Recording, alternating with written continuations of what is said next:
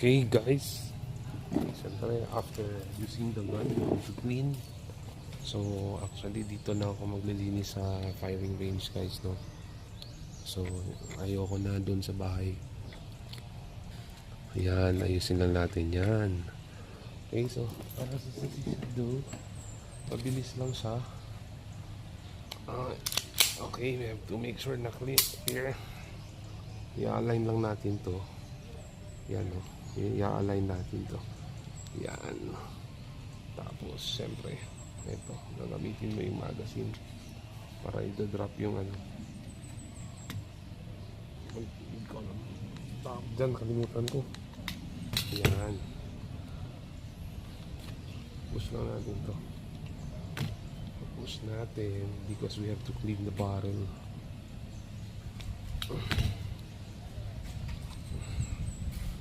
Na medyo madumi na yung daliri ko guys, ha. You can judge my fingernails. Yan. So tatanggalin natin. Yan. I have to clean. Grabe yung dumi, oh. Grabe.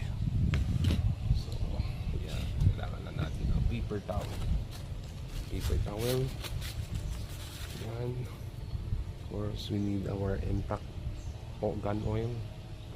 And yung cleaning kit, this is the cleaning kit out of the box, no, ni CC Shadow to carry. So yan,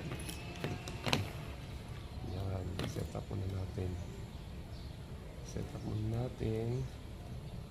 Siyempre pagkatapos natin paputok, kailangan linisin kasi maraming dumi yan. Okay, ito pala muna, I forgot. Nilinisin muna natin using paper towel. Pero tanggalin muna natin ito. Ayan. Eh, dapat walang bala, no bullets, para iwas aksidente. Kung maglilinis tayo. Ayan. Dali lang.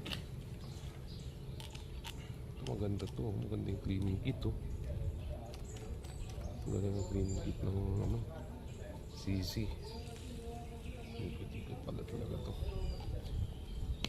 Okay, ilinisin muna natin ito. Siyempre to clean, ilinis muna using paper towel. Grabe yung dumi, oh. Nagre-record ba? Tangina, baka hindi nagre-record. Okay, ito clean, lilinisin ko na yan dito. Siyempre may